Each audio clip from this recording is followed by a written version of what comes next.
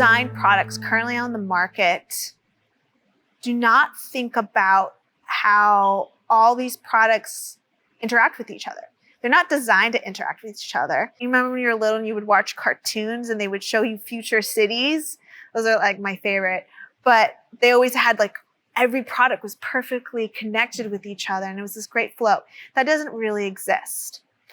And so you have to think as a designer about durability, quality, in our case, efficacy, user experience, but you have to also think about ethics.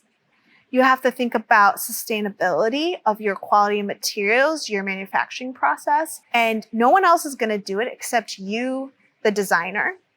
That is your job. You have to be that voice of reason.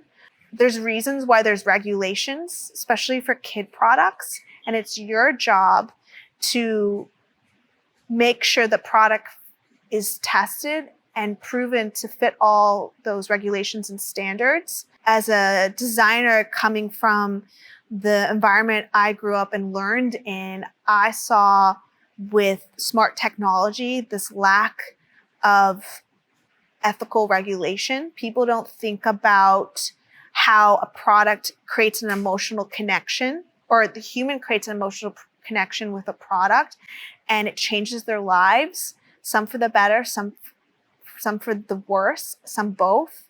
And you have to constantly be aware of that as you're creating it. So yeah, as a designer, you need to constantly be thinking about how your product's going to be used in the real world.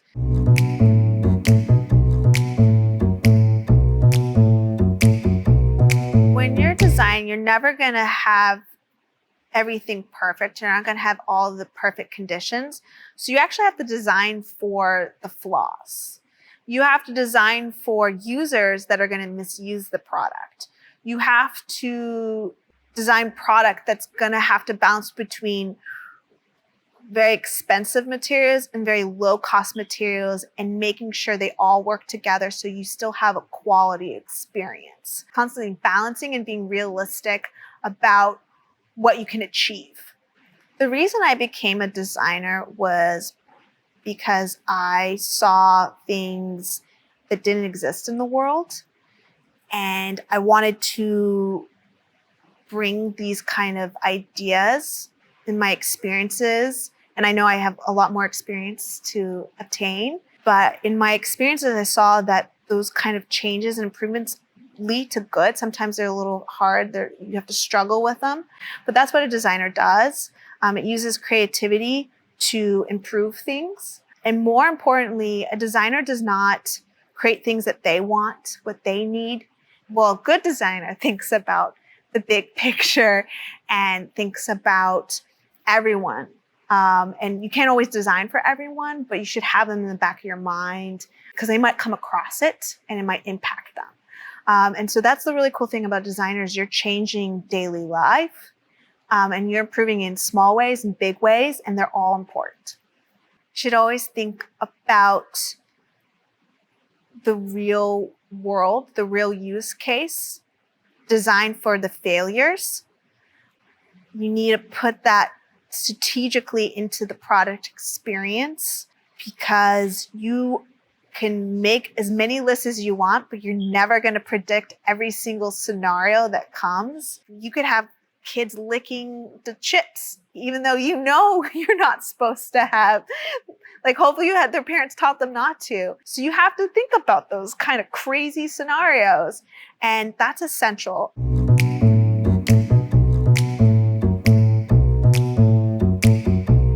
If you don't know something, you're not going to know until it comes up to you and presents itself. So as a designer, you have to be flexible and go with the flow. You're going to learn things throughout the process, and that's the best part. You have to, as a designer, you have to be a self-teacher. Most of the skills I have and the understanding I have of technical, mechanical designs and electrical designs, and even software, kind of architecture, I taught myself from having conversations with other designers, other people in similar fields and completely different fields. And so I'm constantly doing research. If I'm in line at a grocery store, I'm constantly observing kids playing. Not in a creepy way, but just being aware of the environment and like the real world is going to be your best tool as designer. You're never going to be prepared for every product. And that's the best part because it's an experiment and you're exploring. That's what R&D is, and that's good R&D. But being flexible and okay with bumps in the road.